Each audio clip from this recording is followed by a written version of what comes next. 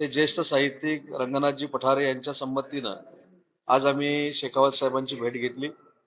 आणि मला सांगताना आनंद आहे की काही वेळापूर्वीच माननीय शेखावत साहेबांनी मराठी भाषेला अभिजात भाषेचा दर्जा जो दिलेला आहे त्याची अधिसूचना आमच्याकडे म्हणजे महाराष्ट्राच्या जनतेकडे सुपूर्द केलेली आहे आणि म्हणून सुरुवातीलाच मी माननीय नरेंद्र मोदी साहेबांना आणि सांस्कृतिक मंत्री शेखावत साहेबांना मनापासून धन्यवाद देतो की आमच्या महाराष्ट्राच्या जनतेचं आणि विशेषतः मराठी भाषिकांचं जे स्वप्न होतं ते आज परिपूर्ण होतंय आणि अधिकृतरित्या परिपूर्ण होतंय।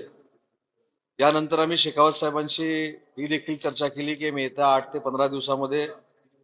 अभिजात भाषेचा दर्जा मिळाल्यानंतर जे काही बेनिफिट्स मिळतात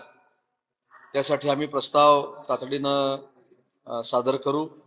साधारण मुळे साहेबांनी अजून एक शेखावत साहेबांना मागणी केली की महाराष्ट्री प्राकृत म्हणून प्राकृत भाषेला जो अभिजात भाषेचा दर्जा मिळालेला आहे त्या प्राकृतवर मराठीमध्ये देखील महाराष्ट्रामध्ये देखील फार मोठ्या पद्धतीनं संशोधन होतंय। मोरे साहेबांच्याच अध्यक्षतेखाली एक समिती होती की याचा अभ्यासक्रमामध्ये कशा पद्धतीनं उपयोग केला जाईल, तर त्यासाठी देखील निधीची उपलब्धता करून द्यावी अशी मागणी आम्ही शेखावत साहेबांकडे केल्यानंतर त्याला देखील त्यांनी सकारात्मक प्रतिसाद दिलाय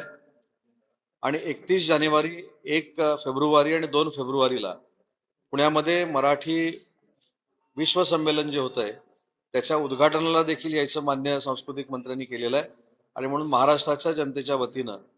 माननीय राज्याचे मुख्यमंत्री देवेंद्रजींच्या वतीनं, उपमुख्यमंत्री एकनाथ शिंदे साहेबांच्या वतीनं, अजितदादांच्या वतीनं, पूर्ण मंत्रिमंडळाच्या वतीनं आणि महाराष्ट्रातील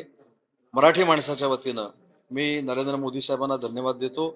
आणि शेखावत साहेबांना देखील धन्यवाद देतो।